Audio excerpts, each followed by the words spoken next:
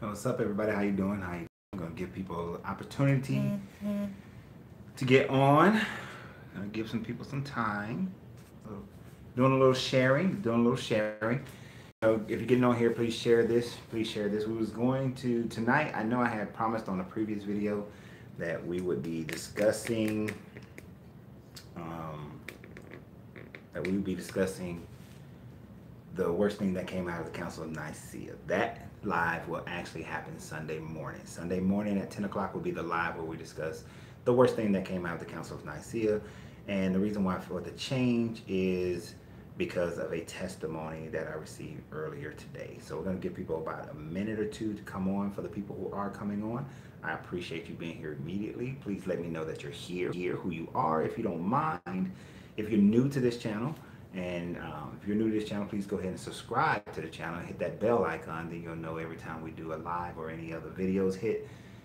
On this particular channel, this is my Lorenzo Reed channel, where we talk about alchemy and hermetics and different levels and understandings of spiritualism, chakras. We talk about all those kinds of things on this particular channel.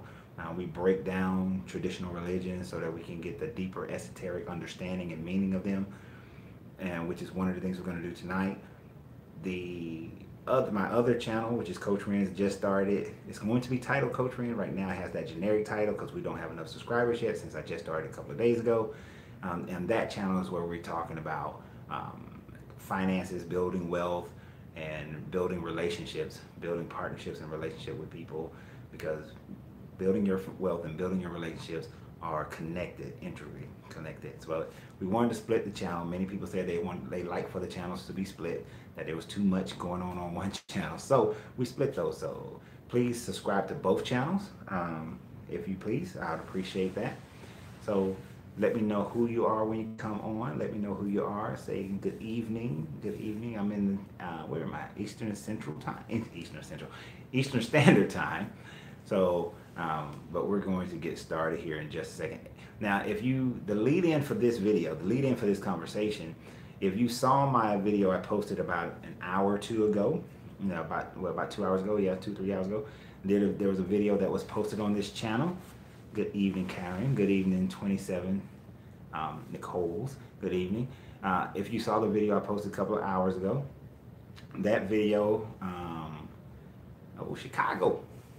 All right.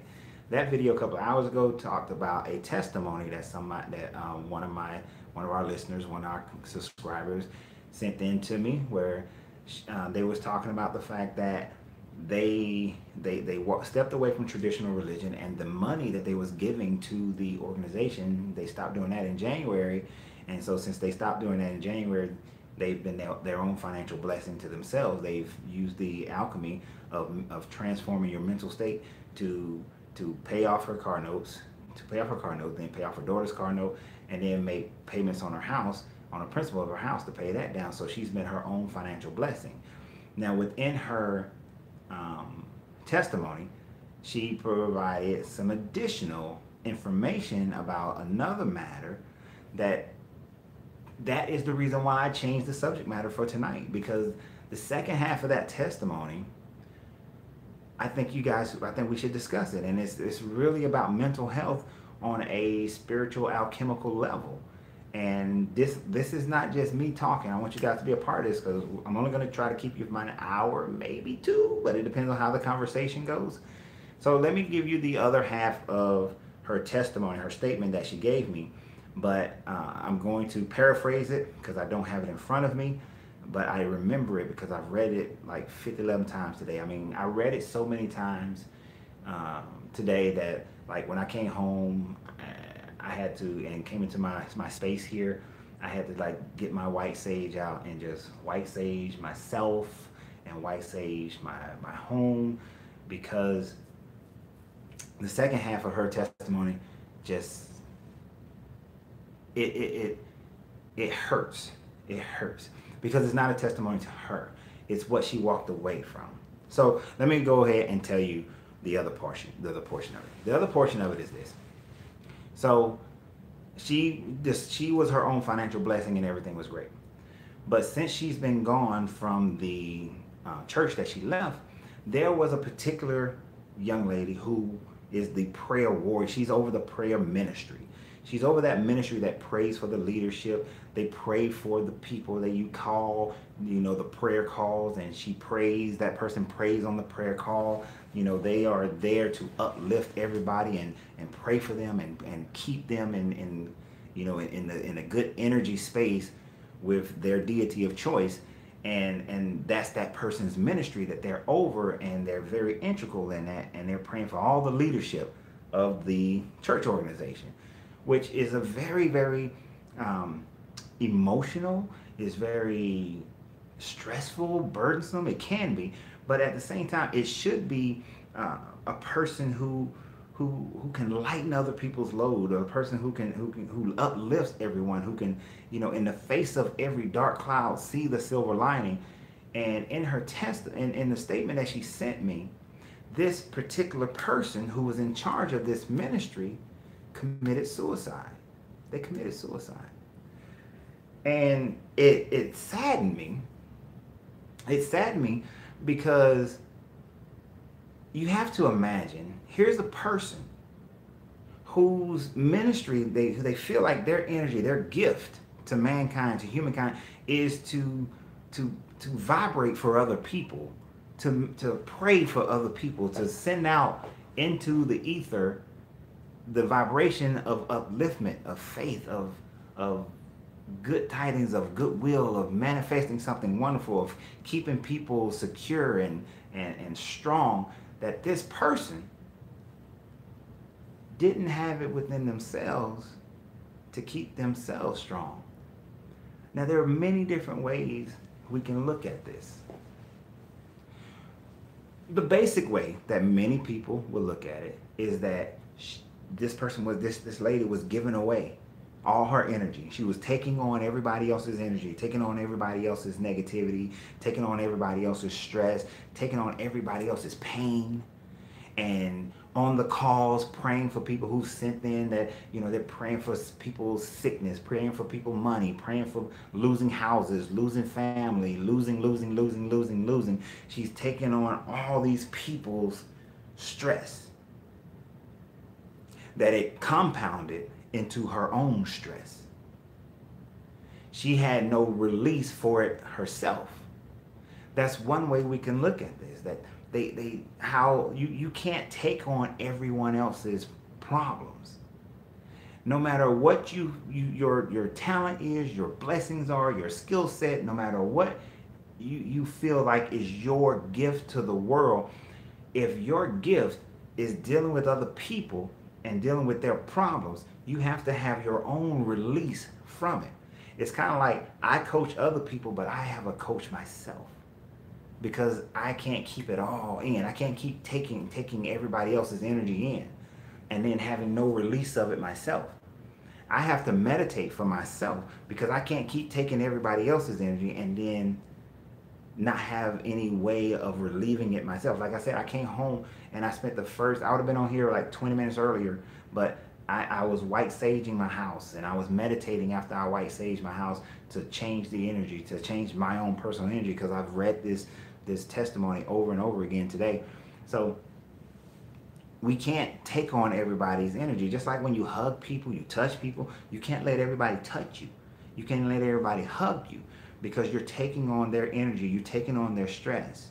It's the same way when people talk about how you eat the blood of an animal that has stress when it dies. You taking on that stress. Just the mere touching of another person, you will take on their energy. So, sorry, my contacts are moving around on me, but you take on their energy. So we have to be mindful of having our own stress relievers. And this young lady, I don't know her exactly. I've never met the person, but I have to surmise that they had no way of relieving their own stress. They're praying for their pastors. They're praying for their choir leaders. They're praying for all the leadership of this church that they belong to. They're praying for everybody else. But who was taking care of them? Who was allowing that person to be able to let go? What pressures was on this person that kept them in a state where they weren't able to express their grief? I can imagine, and I don't have to imagine. I've been in that position where I have to maintain this look, this stature, even in what I do right now. Even in what I do right now. And what I do right now in making these videos and talking and expressing the information I've gained over the years, expressing the wisdom that has come to me, just through sitting and meditating. Uh, Most people have this impression that if you're Coach Renz, you can't be stressed. If you're Coach Renz, you can't go through trials and tribulation. If you're Coach Renz, you can't ever worry. You're teaching everybody. You're teaching people. You're guiding people. You have to always be on. You have to always be on. Me and Kevin talk about this quite a few times, about how there's this pressure of always having to be on. No matter where we are, we have to be on. People come up to you and they talk to you. You have to be on. You go to an event, you got to be on the whole time. And you don't have this opportunity to say, well, I'm not feeling it today. It's not rolling with me today. Any person in a position where they have that kind of thing going on, you have to be able to realize that you're not a perfect being. I'm not a perfect being. I can tell you some things to do that I may not be quite equipped yet to do them myself, but I know it's the right thing to do. I was speaking to a young lady today. She knows what she should be doing to increase her income, but yet she just won't do it. Like, you know it, but you won't do it. So a person who's in that position, this young lady who's in that position, she can't show that she has a chink in her armor. She has to keep the face on. And we have to realize that we can't keep on faces. Sometimes we have stress, we have financial issues, we have relationship issues, we have health issues, we have other issues, and we have to be able to be transparent. You guys don't know, but for the last 2 weeks, my back has been killing me. Like, literally, like barely being able to bend over, but it's been in such pain, right? That every night I'm stretching a little bit longer. Every morning I'm stretching a little bit longer. Throughout the day, I got to keep stretching it out. I literally had to take some medicines, and I don't usually take medicine, but I took some one of them BC powder, goodies powder little things. They disgusting, but there was never a need for me to bring that up in any video or whatnot. But if you were around me, if you came and saw me, for those who saw me at the store, they know. I told them, they like, why are you getting up so slow? Because my back hurt. If I'm going through relationship issues, I go through them. And I feel the stress of them. We have to be able and willing to allow ourselves. I had one friend of mine, he's a minister in a Baptist church. He was a Marine, and that's how we connected. And his thing was, he would tell his people all the time, how can we know that you need help if you never express that you need help? This young lady never expressed that she needed help, as far as I know. And as far as the person who sent me the testimony, she never expressed that she was in need, that she had her problems. See, the thing about alchemy is about taking things from lead to gold. And the thing about the Hermetics is that everything starts with your mental state. So the Hermetic alchemist understands that your mental state starts in lead and you must make it into gold. But there's a process in that. And in that process is the ability to show where you're weak, to show where you're having problems and stress, to recognize that there is an issue. You see this tree of life and chakra table behind me right here. The foundation of it starts with fear, right there. That first one is fear. It's blocked by fear. But if you can't express that fear, deal with that fear, look that fear in the face, recognize that it exists, and then go through the process of making it not exist, of meditating, of working with a coach, of talking it through with those you can trust, of going through that process. If you can't deal with the fear, then the fear will destroy you. Whatever she was dealing with, whether it was her heart issue, whether it was a guilt, shame issue, or whether it was a feeling of disconnect, whatever the issue that she was suffering from, She allowed it to overcome her. And sometimes when you're in that leadership position, you feel like you have no one that you can turn to.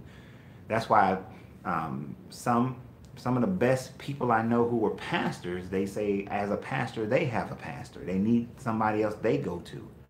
As a coach, I have coaches. I also have people who are parallel with me, and I go to them as well.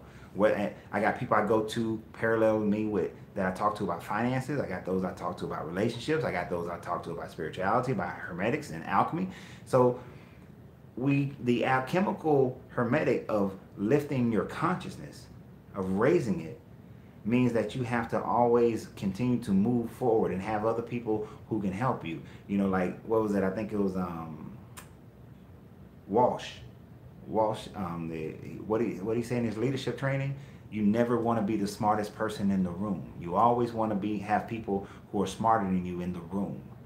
You always want to, if your relationship is suffering, you want to have people around you whose relationship is better than yours, because you want to have that example, those people who can guide you, lead you, push you, those people you can aspire to be like. If you have people, if you're making the most money of everybody in your group, but you're not making enough for you, then you need to change your group. All right. What does the saying say? If you look around you and there are 9 broke people, you're about to be the 10th one. So you got to change your environment. Change your environment. And this young lady wouldn't change her environment. She let it stay. She let it stagnate. And we have to change our environment so that our mental capacity, we have that freeing ability to be free and that ability to move forward and move up. If you guys got any questions, I need you to go ahead. You can ask them anytime. But so that was another state that she could have existed in. All right. So what's another situation? What's another causal factor? What's another something that could have been going on with this young lady that caused her to be shut down? And even though she's the prayer warrior for everyone else, she's praying for the ministry, she's praying for the leadership, she's on the prayer calls for everybody and their problems that's coming in. What's the other thing that's going on here is that okay, so we talked about how she's taking on everybody else's energy. We talked about how she doesn't have an outlet. All right. Then another aspect of it is kind of similar, where she has to protect the organization. She has to protect what everybody else sees, but it's not protecting herself, it's the organization, it's the ministry itself. She couldn't step down.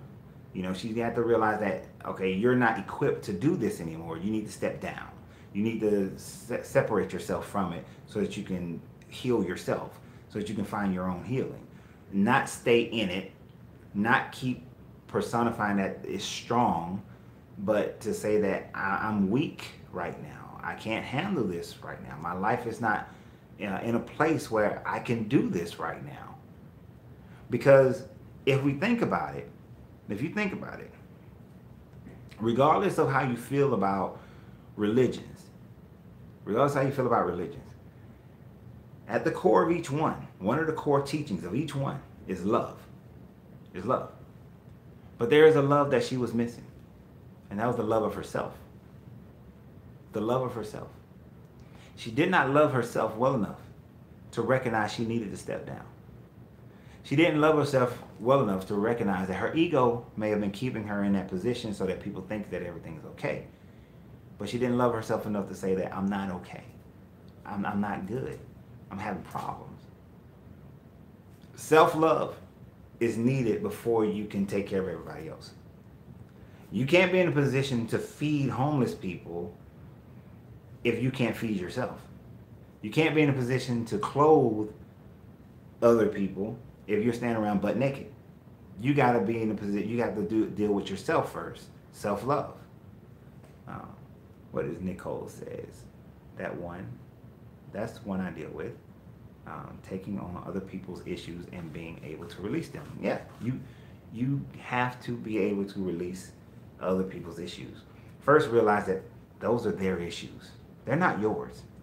And you have to be able to shake it off. You have to find your process to shake it off. Like I said, for me, my phone is charging. But if you guys, I'm in my sunroom. And my sunroom is just for meditation and for relaxing. There's the only electronic, like there's some electronics that come in here, of course, but there's no TV. There will never be a TV in here where you just sit and you're just watching a TV, allowing that to come in. There are speakers just so we can, so that cephalagios can play and binaural beats can play while I meditate, and there's a guitar over here for representing harmony, music and vibration. There's obelisks, there's candles, chakra candles. So all these, there's a sword in here for warfare to fight off any negative energy. So there are a lot of symbolism. Of course, my wall is filled with all kind of things. This room is dedicated for me to be able to relieve stress. If you actually walked around my entire apartment is actually designed to be paradise, to be home, to be simplistic and peaceful for me.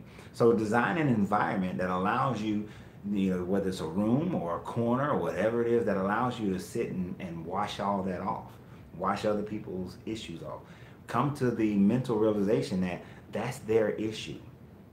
You can only help them so far, only as far as they're willing to allow. But after you've done what you have done, then you have to turn your life into something for you, turn it into a better situation for you, whether that's meditating, whether that's going and doing some fun activity. Maybe you're a bowler and you just go bowling, and that takes away the stress of what other people you've taken on from other people. But you have to be able to let that go. You have to let that go. That's, therapists have a very difficult time dealing with that. People who are probation officers, they have difficult times dealing with that. Sometimes they become real cold to people because you've heard everybody's story. But you really find that way to elevate your mind and release everything. See, if you were meditating, if I was coaching you and training you in a meditation, then I would probably do the basic thing of saying that, hey, every day you're sitting there, you're meditating, there's a stream next to you, see the stream next to you, and in the stream there's a basket, and take everybody's problems that you've encountered, that you've taken on today, and put it in the basket, put it in the basket, put it in the basket, see all their problems in the basket, put them in the basket, and then push that basket down the stream and just let it disappear into the horizon, and as it's disappearing, let it go, let it go, let it go. Or there's a Zen meditation, a Taoist Zen meditation, where the ball of light is above your head, and then you feel it coming into your head and going all over your extremities, your body, and as it passes through each portion of your body, feel that portion relaxing and releasing. This is also a good meditation if it's hard for you to go to sleep, is to see that ball of light passing throughout your body and every part of your body relaxing until you fall asleep, and you'll fall asleep doing that. But that's another way of pushing off all that negativity and negative energy. You have to understand that every atom has a nucleus, and every atom is first positive and has that positive polarity that causes it to vibrate and move and communicate. But it's the negative charge that stagnates it. It's the negative charge that makes matter, that makes us not be able to understand the wood of the board or the piece of paper. We don't understand the actual matter of it. We don't communicate with it. We can't be in agreement with it to say levitate because of the negative charge. So we have to let go and remove the negative charge, step away from that negative charge, focus on the positive charge of things, so that we get a deeper universal understanding of things. So all that negativity that people are putting out, and the world is in a negative current all the time. The world of man is always in a negative current. We're always fighting war, we're always finding some reason to hate each other, separate each other. If you think about nature in itself, and I wrote this down earlier today, and I can't remember exactly how I said it, but it's like nothing in nature is corrupt. Nothing in nature is evil. When the lion eats the water buffalo, it is not corruption, it is not evil. It is not that the lion goes and it just massacres all the water buffalo. Only when there's a disturbance in nature does things get out of flow. It's kind of like when the young African elephants were killing rhinos and all these other animals just for sport, because there wasn't an older male. Their natural habitat of an older male with the younger males wasn't there. So they were acting out. There was a disruption within their natural flow. But once they introduced the older males, the younger males calmed down. They balance came back. The distortion was removed. So the negative charge was removed. And so everything came back into balance. So nature doesn't have any corruption. When you can truly understand that, then you start to recognize that whatever man has created that is a disruption, that is a dysfunction, that is, outside of the norm, as a negative charge, you are able to remove that negative charge. You remove the negative charge. The America and most of the world, we have a race problem. We have a race problem, which actually, the fact that there is a category of race is a negative charge. It's a negative charge. The only way to step outside of race is to realize that if we're all energetic beings, if everybody who's Muslim believe they're going to Muslim heaven, everybody who's Christian believe they're going to Christian heaven, and you're going to have this new body and you're all energy and all this kind of thing, then you have to realize that only on this matter plane did we create race. But in every other plane of existence, there is no race. So if in every other plane of existence, the negative charge of race is not present, then why do we allow it to be present here?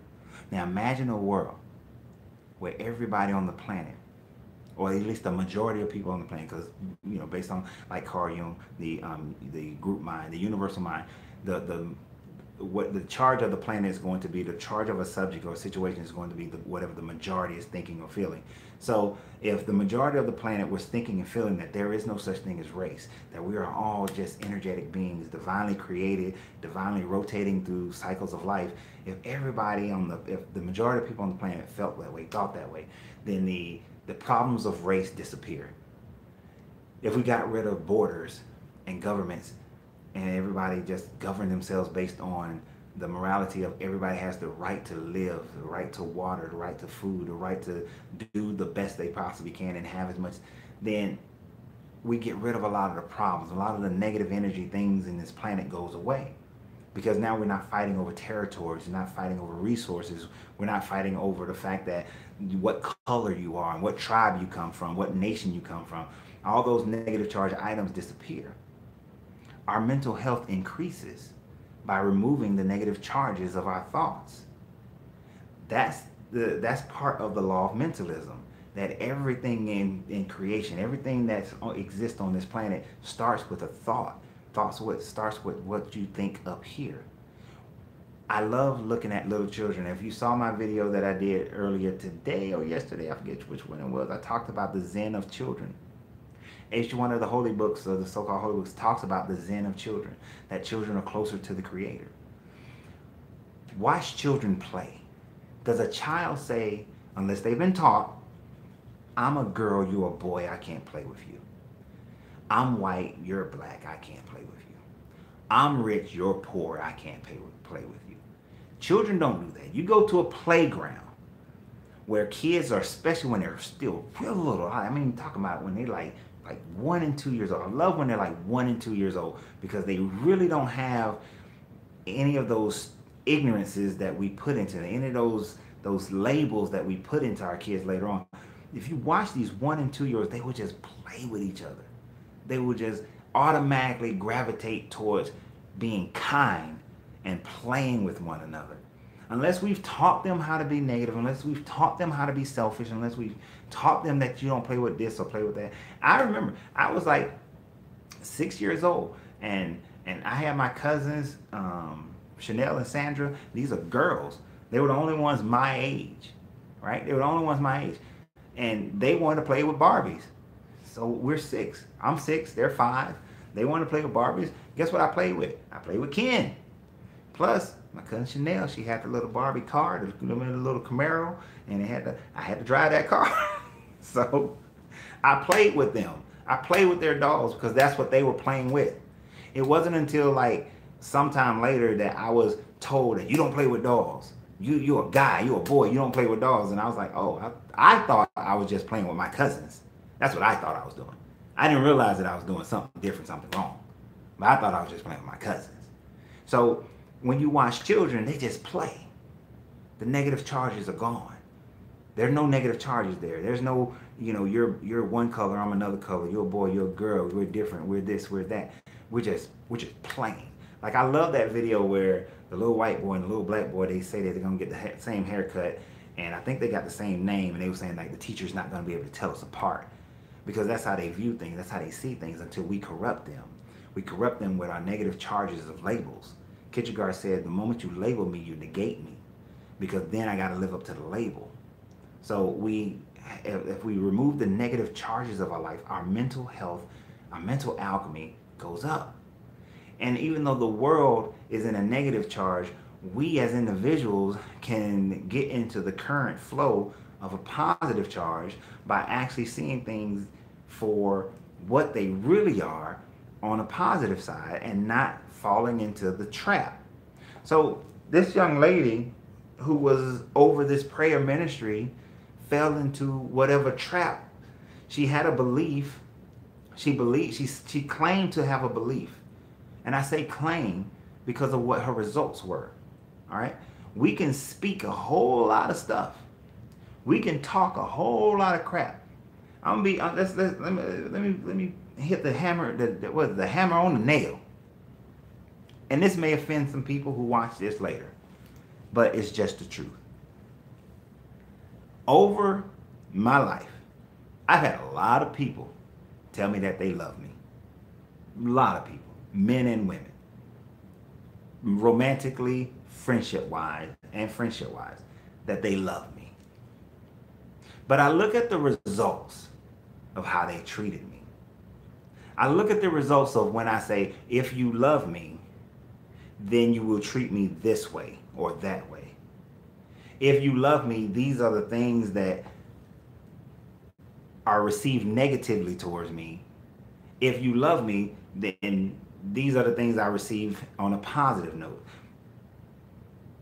Most people that I've encountered in my life do not love me. Plain and simple. It's just plain and simple.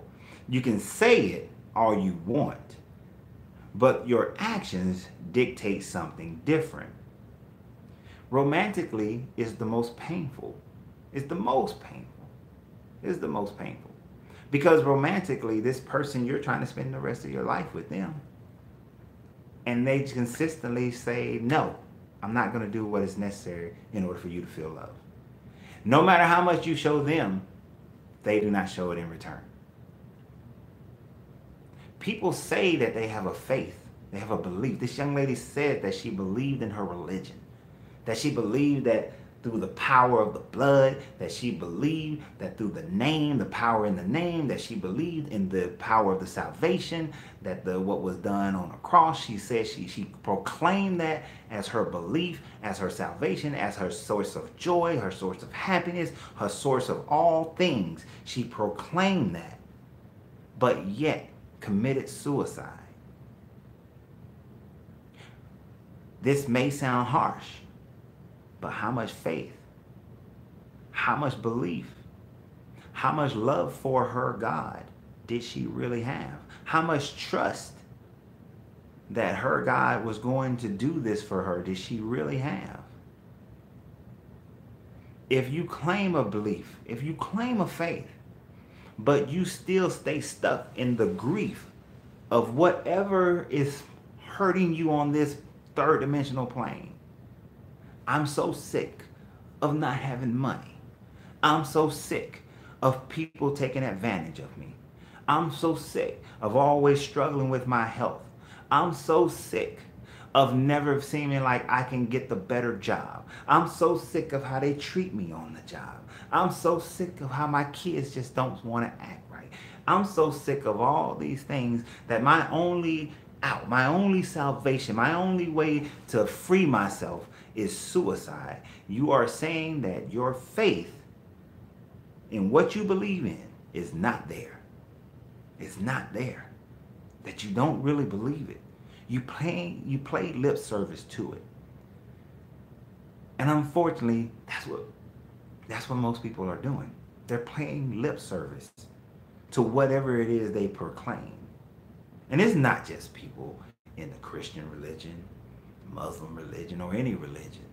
Even in the conscious community, the ancestral community, and all these other communities, the Wiccans and the magicians, in all these communities, I see people, they're casting spells. Trust me, in my circles, I see people who talk about casting spells a lot. But they ain't manifesting nothing. Nothing's happening. They're not protecting themselves. They're going through just as much pain, stress, and envy and jealousy as everybody else. Because they're doing it, paying lip service to it, but they're not actually believing in the possibility, not believing in the results of what they want to manifest. And the idea, the thought process, the wisdom in spiritual alchemy, in Hermetic alchemy, is the fact that you are constantly manifesting things from lead to gold. That they are constantly moving forward. You guys can't see it, but there's a plan, a 3-year plan that I put up here, that I put on the top wall. And before, when I wrote these things a few days ago, when I wrote this plan out, because I'm headed towards my 47th born year. So I wrote them out, my plan, 3-year plan. Well, how I want my life to be by the time I'm 50, right? And at the end of it, I told myself, and I sat in a meditation, and I was like, accelerate. All of this must be accelerated, accelerated, accelerated. And then all day I just kept thinking, accelerate, accelerate. It can't be on my 3-year plan. It must be accelerated. So 2 days later, a lady comes up to my counter at my store. We're having a brief conversation. And in one of the primary areas, she tells me that she can get me to the point that I expect to be in 3 years. She is like, it is her job. What she does as a job, as a volunteer job for people in my situation, is she gets them there within 14 months. What I was expecting 36 months, what I had wrote 36 months, I should say, I demanded acceleration in it. And that acceleration showed up a day and a half later.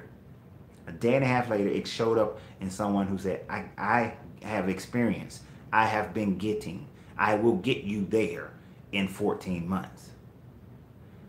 It happened because for me, there's no option. It must happen.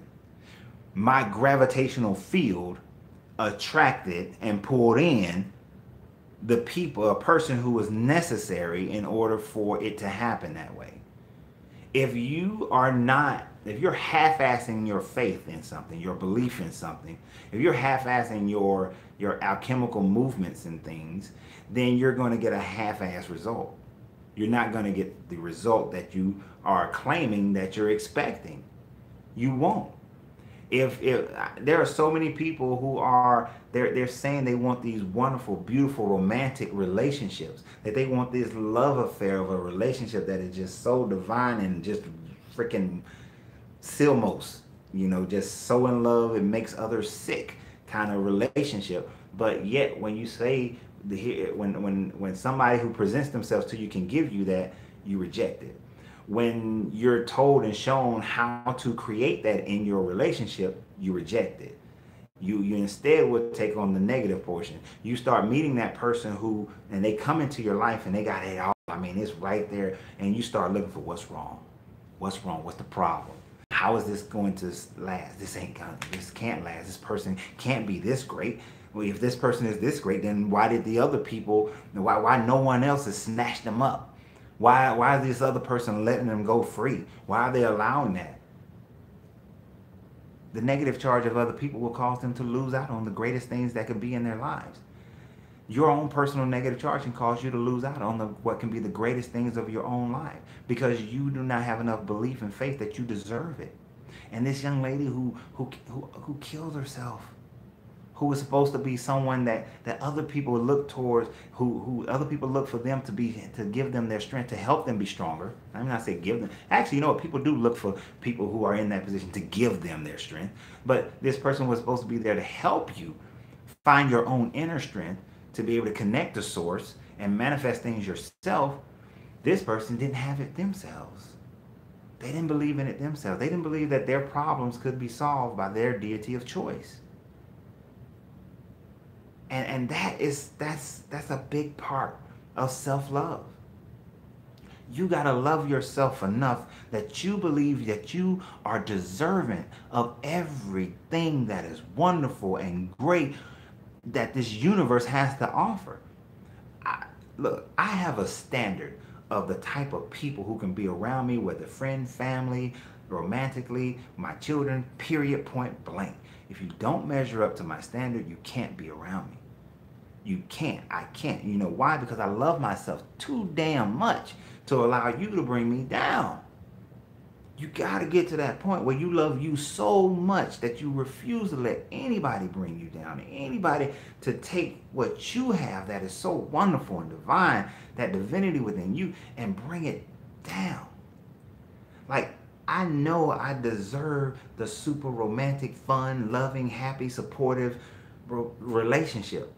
I know I deserve the wealth to be able to travel the world and touch every piece of dirt on this planet and see air and be able to study all these ancient sites and then see all this new crap, and if they build something on the moon, that I need to be wealthy enough to go see it. Matter of fact, and I'm not even getting to no flat earth stuff, but you know what I'm saying, need to go see whatever it is, whatever they got, deepest part of the ocean, highest part of the sky, need to see all of it. Fly the fastest plane, be on the biggest boat. I need to see it all and enjoy it at a high level. I believe I'm completely deserving of that. Can I say I've always felt that way? No, I didn't. I haven't always felt that way. Which is why some of the things that I strive for never manifested, because I didn't believe it myself. I didn't believe that I deserved it myself. I had either some guilt or some shame or some fear, or I was still protecting my heart from lost love and betrayal, or I was protecting something. I was believing, my third eye was just not seeing that everything is connected and that we're all connected. I just wasn't seeing it. But until I started seeing things in that light, things started moving and manifesting in ways that I couldn't even imagine. But then as I see them, then I start to imagine that they're all possible. And then I start to know they're possible. And the more I know it, I know that I am deserving of it. And you have to know that you're deserving of it. You know that, then you start to have that self-love. You learn how to say no. Hey, look, the Bible has some good stuff in it. Let your yes be your yeses and your no be your no. You learn how to say no. You learn how to say yes. You learn how to protect yourself. You learn how to find the greatest portions of life for you to enjoy. You learn and realize all those things because you love yourself. So I believe this lady didn't love herself. Didn't love herself enough to seek help when she needed help. Didn't love herself to know that she can be vulnerable. Didn't love herself enough to recognize that she was deserving of everything great in life. But we have to recognize that. The way the pendulum swings, it swings as far to the right as it does to the left. Doesn't necessarily mean you have to experience everything to the left. If it swings, if you experience the highest amount of finances, it doesn't mean you have to experience the lowest amount of poverty. It just means that you need to learn how to polarize yourself over here, how to maintain it so that if you start to swing a little bit to the left, you know how to push it back to the right. Right? If you've experienced, some people have experienced like this much love, so they know they've experienced this much pain. But you have to be willing to experience, let me put it this way, you have to be vulnerable enough to know that you can experience this much pain in order for you to experience this much love, right? So you have to be vulnerable and allow people in and allow yourself to be able to have that experience, to give the love, to give the time, to give the energy, give the money, give whatever is needed in order for you to experience it, depending upon what subject matter, what pole we're talking about. So you're open to it. Now, when you get here to the right, you have to learn the law of polarity. The law of polarity keeps you in a slight swing to that side, to the right side. See, this person, some people who commit suicide, they have high levels of happiness and deep levels of sadness. High levels of joy, deep levels of depression. High levels of success and deep levels of pain. All right? So people, we have to realize that we have to learn how to polarize ourselves over here to the right. Polarize ourselves here. Right? So let's see. Um, what H? I don't know what you mean there with that one. That Nicole. I'm gonna let you type that again, maybe, because it didn't come out as a full sentence, Nicole. Um, but I want to open up to some questions right now. I think I've pontificated enough. If you guys have any questions, any statements you want to make, anything about yourself. Um, so Nicole says it makes it difficult when you're giving and it's not being returned. All right. I don't know why my eyes are messing up so badly on me right now. So you're right. It is. Okay. First thing, Nicole. Stop giving to people who are not giving back to you. Okay? Oh, it was a typo. I figured.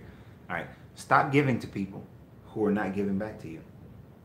Stop loving on people who don't love you back. Stop giving money to people who just keep on taking money out your pocket. Stop. You have to stop. You have to turn and say no. That you can't keep giving away yourself to people who don't know how to give back. If they're family members, so what? That's just blood. Unless, even if they're your children. My kids know very well that they act, my oldest daughter did act a nut job on me when she was 15.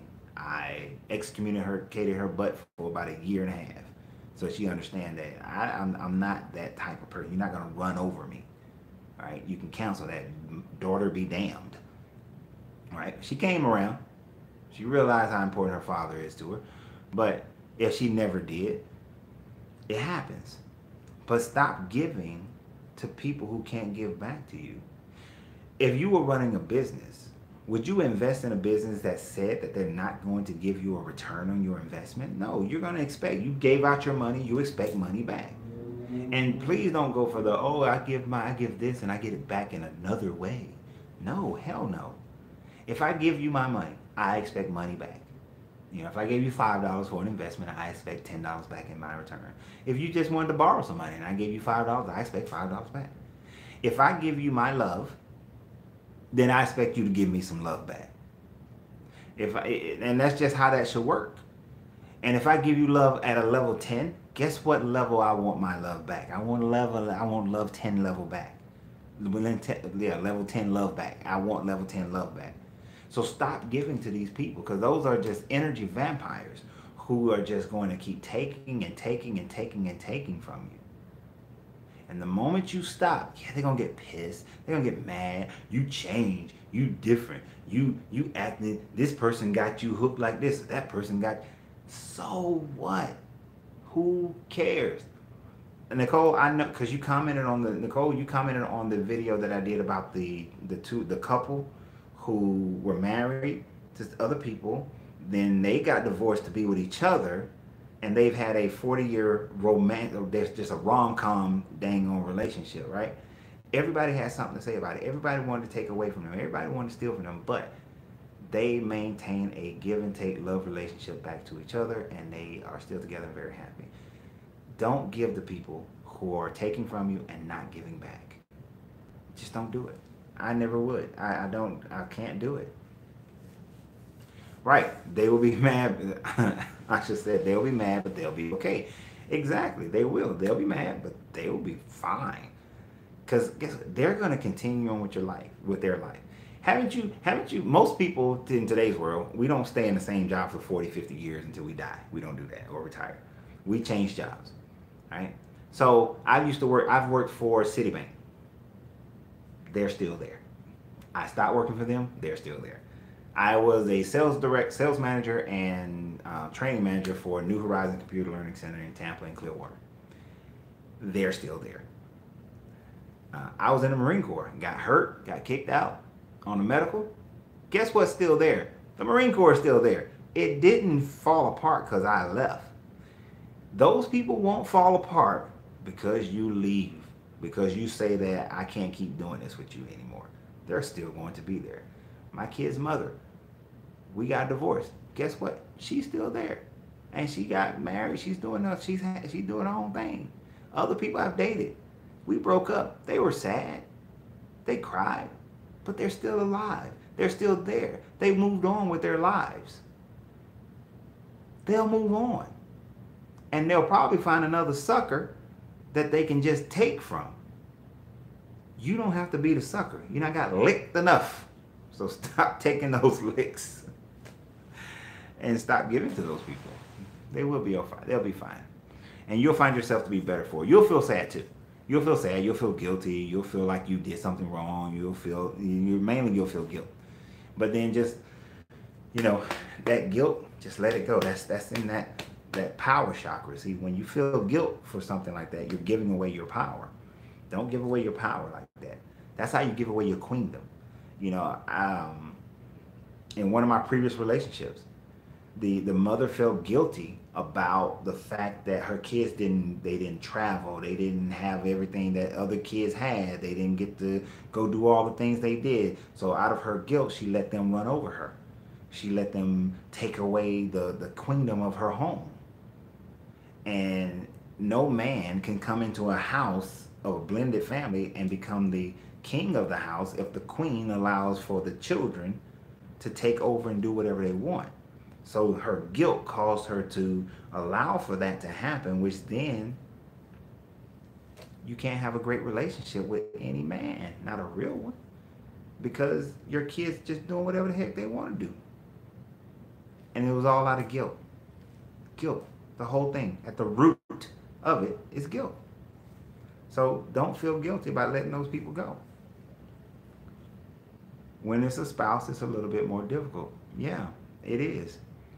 It took me 5 years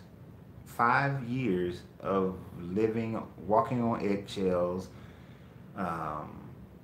living with guilt, living with shame. It took me 5 years of just kind of giving up, not getting it in return for me to end my first marriage. That I was in there, and we was at year 12, and I knew that I should have removed myself. I knew at year 11 I should have removed myself, but at year 12 I really knew I should have removed myself, that the marriage was over. But that guilt kept me there for 5 more years. The guilt I felt about, what about my children? What about my family? And my extended family looked at our relationship as the one to emulate. What about, her family? What about her friends? What about all these people that I took into consideration, and I felt so bad and I can't do it and I gotta stay? And what about society and what society is gonna say about me and all that sort of thing? But after 5 years of walking on those eggshells and feeling that way, I just started to love myself way too damn much to stay there. So I had to go. Yes, it's more difficult. It was painful. I was getting my kids like every weekend, and when the summer hit, I had them all the time during the summer. And for at least a month, I was crying with my kids, and I was a wreck. I was filled with guilt and shame. I was just filled with it. But then I started to realize that if I remove myself from this situation, I can't wallow in my guilt, my shame. That I gotta start moving forward and enjoying my life, and I gotta start making my kids' life better and enjoy them and let them enjoy me, free me. And I found that freedom and I found that joy, and I started enjoying myself and having fun, and me and my kids started having fun. And guess what? After a short period of time, me and my kid's mother, we have a great, friendship. I put it as a friendship. It's not like a friendship, but it was a good friendship. It's a good working parent relationship, and all those things just worked out because I started determining that that's what they were going to be. I decided that I was going to have a great working relationship with my kid's mother, that even though her family was still pissed at me, that eventually they were going to get over themselves. It took them about 7-8 years for them to get over it, but they did. But my family, I figured they're going to get over it one day, and they did, and everybody got over it. And me and my kids, we have a great relationship, and I've moved on. And it was a sad thing to do at the time, but it's one of the best things I've done in my life. It's one of the best things I've done in my life, because I'm telling you guys right now, Coach Rand would not be here talking about this sort of thing if I would have stayed in that relationship. I would not. I would have kept it all inside and balled up like I was doing, during that time frame where I only spoke to certain people. So yes, it's more difficult when it is with a spouse because you made promises and you're so connected, but you can unweave yourself from that relationship. Now, I'm not telling you to go get a divorce because I don't know everything that's going on. But what I can tell you, if your soul is not being, if your spirit is not being fed, if you're not happy, if only one of you is working on it, the other person is not working on it, if you guys are not growing tighter and tighter and closer together and just showing each other all the love and affection and support and strength that you should be showing each other, I would never tell anybody to stay in that type of situation. Who cares what society says you're supposed to do?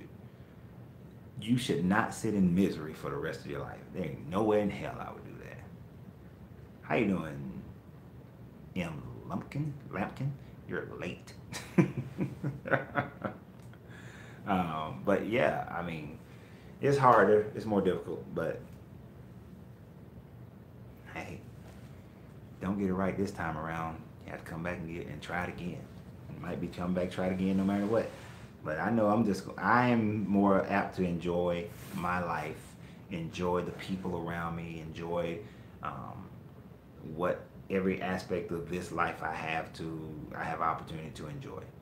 So I don't give a dang about who want to judge me, think of what you think about me. I mean, most of you know I've said it many times before. I make these videos for my kids to learn stuff. Just in case I fall off a bridge tomorrow, my kids will have the ability to come and watch these videos. It's an added bonus that I get to interact with you guys, and then it's an added bonus that we really get to interact and do things. So it's great, it's amazing. But my life is headed towards just enjoying the heck out of it. Like I was saying earlier with the lady, I'm sure that she felt like she had to maintain a certain face or image. And me and Kevin, we talk about the fact that we have to and Jamar, we talk about how we have to maintain this face, this image. And I told them, I ain't maintain no dang on face and image. I'm just gonna get the real me. And if you don't like it, I'm not responsible for that. I'm not responsible for whether or not you like everything I say, everything I believe, everything I think, every piece of the way I interpret every historical thing. We're not going to agree on everything. And I'm not going to try to like curtail everything so that we all stay in agreement. That'd be boring. But I'm going to be me, and you have to be you. And then you got to love you and love you enough that you don't let anybody steal you. Don't let anybody steal you. You're much too valuable for that. Much too valuable for that. So, do we have any other questions? We have any other questions, statements, comments, anything like that? Because somebody got to get up at 6:30 in the morning. I don't know what time y'all get up on Saturday, but this guy has to get up at 6:30 in the morning. So we're going to see if anybody got anything else before we begin to. So I do have a question. Is anybody who's listening to this, are you depressed? This is an opportunity. Look, I don't know you. None of these people know you. So, no, and plus, most of the people who are probably on here are not going to judge you anyway. So is anybody here suffering some type of depression? No one on here is claiming to be a doctor. No one's claiming to be a therapist or a psychologist who's going to fix your problems, but may be able to help. Maybe able to help. So is anybody suffering through any depression right now? Anything that's going on that you feel like is insurmountable? Because I don't want anybody who watches this, listening to this, to end up like the lady that was the prayer warrior for her church and commit suicide. If there's a moment that you can find something to hold on to, something to keep you, and if we can discover that together, I want to take a moment to see if anybody's in that situation. All right. All right. M. Lampkin said they're working through some issues. All right. Now, I don't believe in giving that old bull of don't worry about it. everything's gonna work out. This is reality. So I don't know what your situation is. So I have to be vague to a point. But here's the thing. It's all about the trivium, and alchemy and hermetics all work, and the trivium all work together. Whatever your situation is, what's the reality of it? What's the actual facts? First thing about the trivium is facts. What are the facts? The real facts. Not what you feel, not what you think. What's the real facts of it? And if we get the real facts of it, then how do we come to an understanding of those facts? And we connect them all together so that we have a good understanding of them. And then we take action towards solutions, moving forward in them, which gives us the results. And as we view the results, we take the wisdom of that information and tweak whatever we need to tweak. So, like I said, I don't know what your issue is. If it's a financial issue, we solve that one by simply evaluating what are necessities and what are not necessities. Removing the things that are not necessities, focusing on just the necessities, and if we need to use some of that. Oh, paranoia. Okay. Paranoia. Now that is some serious. Here's the thing about paranoia. I know. I've had the experience of dealing with people who are paranoid about a lot of stuff. Paranoia is the only time that I actually like the little term of fear being false evidence appearing real. Because most of the time, paranoia is due to a person taking something that happened that in reality that's maybe only happened. Let's say it's something that happens to 1 in 100,000 people, but then they believe it's going to have it. They're the 1 out of the 100,000. That they don't do things in life because they think, oh, it's going to happen. I had a friend, and they'll probably get mad at me. I don't care. There was like 2 news stories about women getting abducted at gas stations. But in her mind, it's running rampant all over the city. That she can't go to a gas station, because that's just what people are doing all over the city. That is just running rampant everywhere. Some people get mad at me for this one. That yes, I am not sugarcoating any of the police officers who have shot unarmed black people, who have shot unarmed white people. That shot unarmed people, period.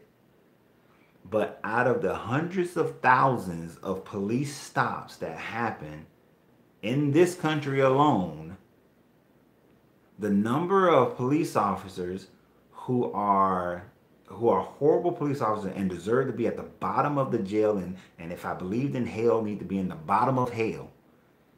That is not running rampant in the way that the media makes it sound, and the way that other people make it sound. Now, do we need to be attentive of it? Of course. Do we need to bring attention to it? Yes. Do we need to figure out who are the jacked up cops and get rid of them? Yes, we do. But the paranoia that even I feel sometimes when a police officer pulls up behind me, the stress, the anxiety, I know that the facts are, if that police officer pulled me over, 99.9% of the time, nothing is going to happen other than I get a ticket, if I get a ticket at all. That's the reality of it. And most of your paranoias are based on some type of fear that has been exaggerated in your life in one way or another. Rose, sorry I'm late. Houston is in the house. Oh. What's that? We were talking about mental health, but using alchemy and hermetics in order to vibrate at a higher level so that you elevate your mind away from it. But you're gonna have to start over, Rosie. Houston. But I'm glad you said it right. Like I hope that I hit on something there that helps you understand that. But study the trivium. The trivium is basically you just looking at things as pure facts. What are the pure facts? Gaining an understanding of those facts, and then taking action and steps based on those facts. You know, I know people who won't start a business because they so paranoid about the fact that businesses fail. That people, yeah, and a lot of businesses do fail. But instead of looking at the ones that don't fail and then figuring out what they did in order to get, you can never ensure that you don't fail. But what did those businesses do to kind of push the vibration higher towards success? And what did the businesses do to push themselves toward the vibration of failure? The thing about it, I found that there are a lot of commonalities between businesses that succeed and businesses that fail. And there's a human commonality. There's the commonality of underfunded. Like most people start a business and they don't have enough money to start that business. They should have never started that business because they didn't have enough money to do so. You know, in the very beginning of it, I'm guilty of that. And it is just by the fact that I refuse to give up, refuse to quit, that fact that I refuse to allow. Look, when I first opened, when I first started as a personal trainer and started my personal training company, I was homeless. I was willing to live homeless initially because me and my kid's mother, we were separated. We hadn't divorced yet, and we had got back together. This was like I said, this is year 11. I lived out of my truck. You know, her and the kids lived in the house. I had an apartment, but then I wanted to build my company. I didn't have enough money to fund it, so I lived out of my truck.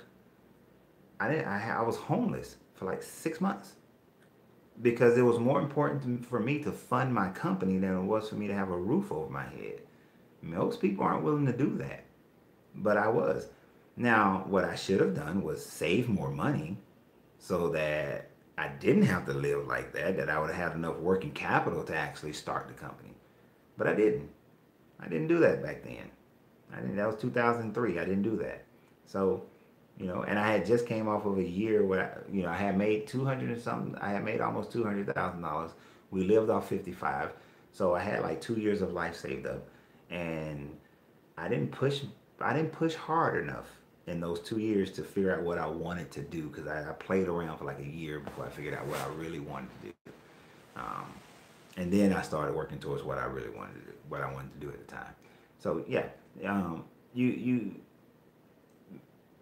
got to get the facts and figure out what makes success, what moves towards success, what is the higher probability of moving towards success for whatever the endeavor is. It could be something as simple as you want to get healthy. You want to get healthy. And if you really look at the world of health, the reason is it amazes me, especially someone who worked in this field for as long as I did, at how many people go for the fad diet. I mean, the information is so all around surrounding you that fad diets don't work. South Beach came and gone. Atkins came and gone. All these fad diets come and go. Drink this, drink that, cleanse your colon this, cleanse your body that.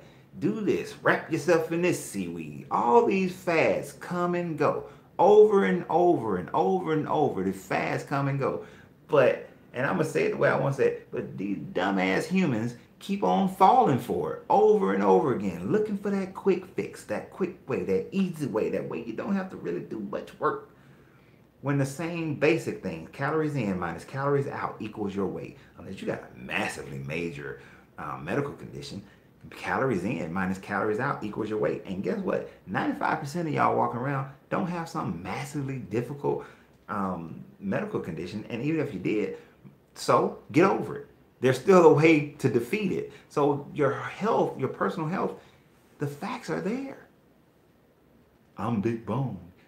This running my family. No, poor eating habits running your family. Lack of exercise running your family.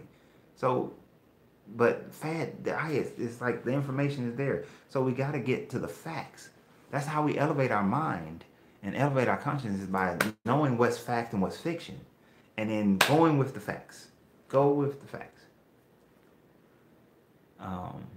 See now look, Rose want to come in here and change subject. You look at my contacts are messing up on me. Let me see what she said. Do you have a high credit score? And did you have a high credit score when you started your business? You know what? I could say which business, but it doesn't matter. Here's the thing. No, I had a low credit score when I started both my companies. Both my companies, I had a low credit score. So, well, what I consider low credit score. Well, the first one was definitely low. So, I made some poor decisions. And like I said, okay, so I got ready to start my fitness company. My credit score was high then when I started my fitness company because I just came off of a job where I was getting paid a lot of money. Credit score was great. All right. Now, over the first 2 years of building my fitness company, credit scores dropped because I wasn't making that much money. Like I went from making $182,000 a year to making $27,000 a year. Yeah, you know, stuff don't always go well when you're doing that. And I couldn't seem to bridge the gap. How do I get up there? I saw this seminar that I wanted to go to. The seminar guaranteed that if you follow these techniques, that you'll be making $75,000 within 12 months. So I saved my money, put it together, stayed in the most flea-bitten hotel I could get, the cheapest hotel I can get, flew down to Fort Lauderdale, went through the seminar. The guy's information was on point. Within 6 months, I was on pathway to make over $75,000 a year. So his stuff was good, right? But because of that 2-year time frame, my credit score sucked. So when it was time for me, when I wanted to open a gym, my credit score was like 400. But OPM, other people's money.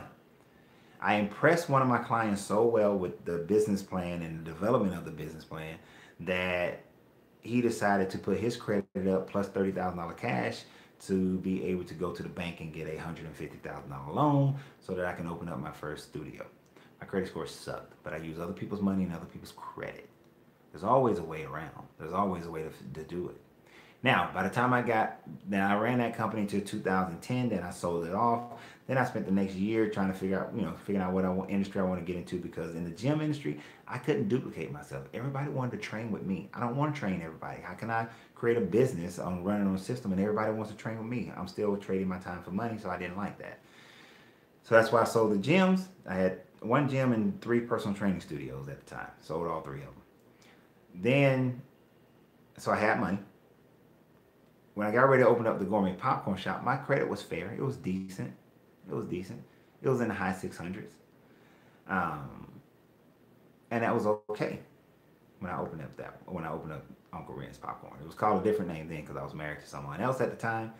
But then the divorce of that, actually during the divorce, my credit score got kicked down to 490. Right? Got kicked down to 490. And then I went and I researched and figured out everything I need to know about credit and about building my credit up, because things changed, and got all of that stuff squared away and started building my credit up again. But I was able to restart my company while my credit score was like 490. Well, it was 490 because I had a history then. People knew that when I would go to somebody and they would see that my company, my popcorn shop, has been around for 3 years, 4 years. I had a history of being around, so they overlooked the fact that I didn't have credit, that I have great credit, because they recognize you're building a company and you've been building it for 4 years. It could be low like that, but if you can build your credit, it'll work out better for you. Miss M. Lampkin said, I know you do your Sunday shows. Is this a regular show for Friday? No, it is not a regular show for Friday.